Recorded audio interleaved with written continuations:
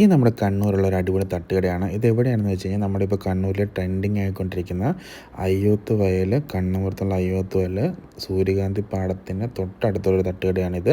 അപ്പം നമ്മൾ ഒരു സൺസെറ്റൊക്കെ ആസ്വദിച്ച് നല്ല തട്ടുകട ഫുഡൊക്കെ അടിക്കാൻ പറ്റിയ നല്ലൊരു സ്പോട്ടാണ് ഈ ഒരു തട്ടുകട. ഇതിന് കറക്റ്റ് ലൊക്കേഷൻ വരുന്നത് എവിടെയാണെന്ന് വെച്ചാൽ നമ്മുടെ കണ്ണൂർ കണ്ണപുരത്ത്.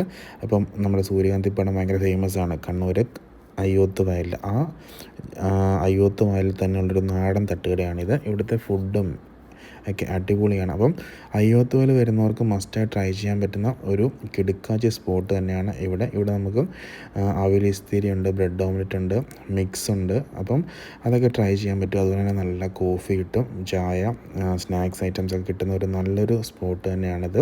ഇതൊരു പ്രവാസി തട്ടുകടയാണ്.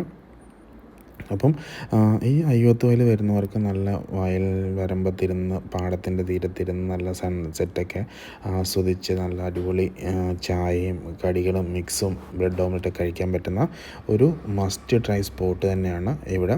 അതുപോലെ തന്നെ ഇവിടെ നമുക്ക് പുട്ടും ബീഫും അവൈലബിൾ ആണ്, ബ്രെഡ് ഓംലെറ്റ് അവൈലബിൾ ആണ്, അവൽ ഇസ്തിരി ഇതൊക്കെ നമുക്ക് അവൈലബിൾ ആണ്.